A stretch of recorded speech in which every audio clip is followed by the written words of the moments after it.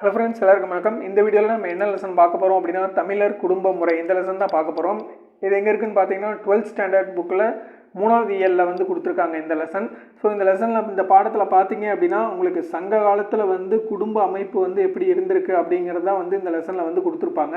So இதில் இம்பார்ட்டனாக என்ன இருக்கும் அப்படி இந்த லெசனில் இம்பார்ட்டனாக என்ன இருக்கும் அப்படின்னு பார்த்தீங்கன்னா இந்த சங்க காலத்தில் குடும்ப அமைப்பு எப்படி இருந்ததுன்னு சொல்லியிருக்காங்க இல்லையா. ஸோ அதை வந்து சில பாடல் வரிகள் மூலியமாக வந்து சொல்லியிருப்பாங்க.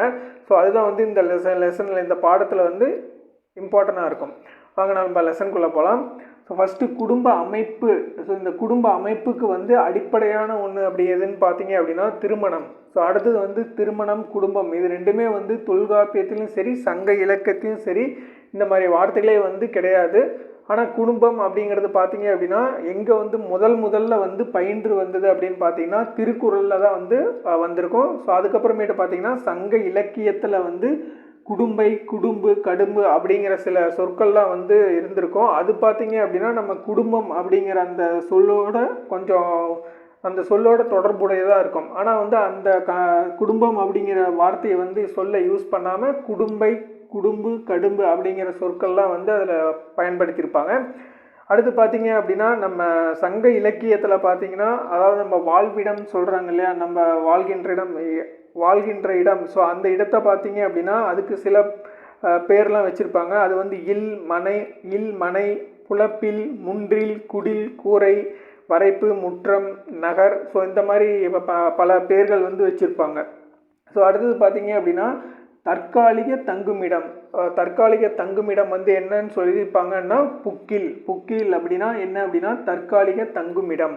அடுத்தது நம்ம மருதினை பாடல்களில் வந்து மகளிரை வந்து தம்மனை, நுண்மனை அப்படின்னு சொல்லியிருப்பாங்க. அது ஏன் அப்படி சொல்லியிருப்பாங்க அப்படின்னா தம்மனை, நுண்மனை அப்படிங்கிறது மனைவியின் இல்லத்தையும் கணவனின் இல்லத்தையும் வந்து பிரித்து பேசும் காரணத்தினால வந்து அதை வந்து அந்த மருதினை பாடல்களில் வந்து தம்மனை, நுண்மனை அப்படிங்கிற சொல் வந்து யூஸ் பண்ணியிருப்பாங்க. அடுத்தது பார்த்தீங்க அப்படின்னா உங்களுக்கு மணந்தகம்னு ஒன்று சொல்லியிருப்பாங்க. அது என்ன அப்படின்னு பார்த்தீங்கன்னா நம்ம கணவன் மனைவி சேர்ந்து இல்லற வாழ்க்கை வாழ்கிறாங்க இல்லையா. ஸோ அது வந்து தொடக்க கட்டம், அவங்க இல்லற வாழ்க்கை வாழ்கின்ற தொடக்க கட்டம் இருக்கு இல்லையா. ஸோ அதுதான் வந்து மணந்தகம் அப்படின்னு சொல்கிறாங்க. ஸோ இது பார்த்தீங்க அப்படின்னா நம்ம செவிலியருக்குரிய பணி, அதாவது அதில் வந்து நம்ம செவிலியருக்குரிய பணி என்ன அப்படின்னு பார்த்தீங்கன்னா இளந்தம்பதியினருக்கு ஏற்ற அறிவுரை வழங்கணும், அதுதான் அவங்களுடைய பணி. ஸோ இதை தான் வந்து நம்ம மந்தகம் அப்படிங்கிற குடும்ப அமைப்பு வந்து முதன்மையாக இருந்திருக்கு இந்த இடத்துல.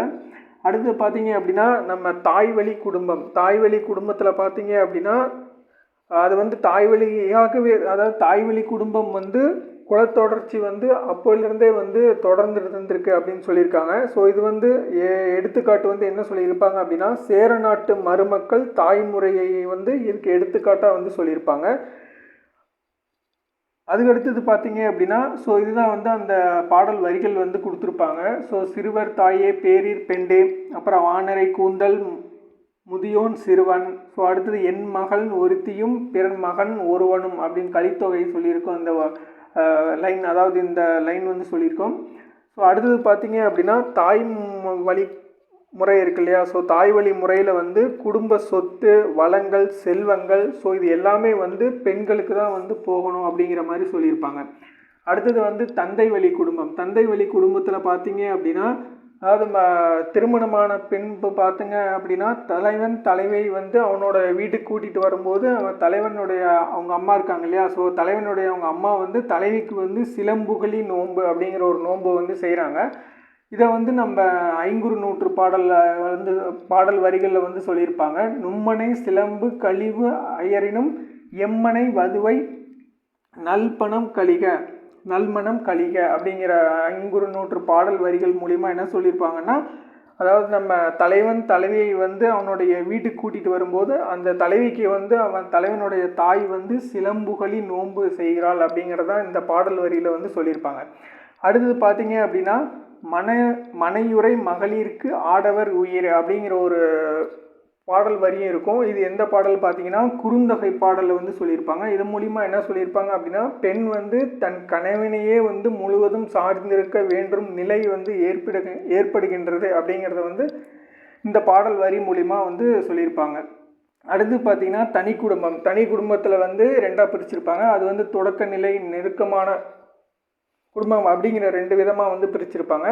ஸோ இதுலேயும் பார்த்தீங்கன்னா ஒரு பாடல் வரி கொடுத்துருப்பாங்க. என்ன அப்படின்னு பார்த்தீங்கன்னா, மறியடை படுத்த மாண்பினை போல் அப்படிங்கிற ஒரு பாடல் வரி. இது பார்த்தீங்க அப்படின்னா ஐங்குறுநூற்று பாடல் வரிகள், ஐங்குறுநூற்றில் இருக்கும், ஐங்குறுநூறில். ஸோ இதன் மூலிமா என்ன சொல்கிறாங்க அப்படின்னா, மகனை வந்து நடுவனாக கொண்டு தலைவனும் தலைவியும் வந்து வாழ்ந்திருக்காங்க அப்படிங்கிறத வந்து இந்த பாடல் வரி மூலிமா வந்து சொல்லியிருக்காங்க.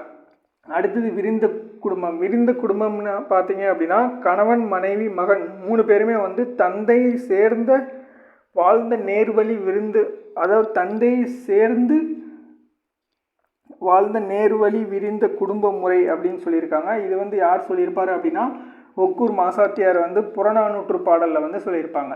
ஸோ அவ்வளோதான் ஃப்ரெண்ட்ஸ். ஸோ இந்த லெசனில் பார்த்தீங்கன்னா அவ்வளோதான் இம்பார்ட்டன்ஸ் இருக்குது. இதில் ஏதாவது உங்களுக்கு டவுட் இருந்ததுன்னா நீங்கள் கமெண்ட் பண்ணலாம், ஓகேங்களா? நம்ம நெக்ஸ்ட் வீடியோவில் வந்து நான் அடுத்த லெசன் வந்து உங்களுக்கு அப்லோட் பண்ணுறேன். இந்த வீடியோ பிடிச்சிருந்ததுன்னா லைக் பண்ணுங்கள், சப்ஸ்கிரைப் பண்ணுங்கள், மறக்காமல் பெல் ஐக்கன் வந்து கிளிக் பண்ணிக்கோங்க. அப்போ தான் நான் வீடியோஸ் அப்லோட் பண்ண நோட்டிஃபிகேஷன்ஸ் வரும். ஸோ எங்கள் வீடியோஸ்லாம் பிடிச்சிருந்ததுன்னா ஷேர் பண்ணுங்கள். தேங்க்யூ.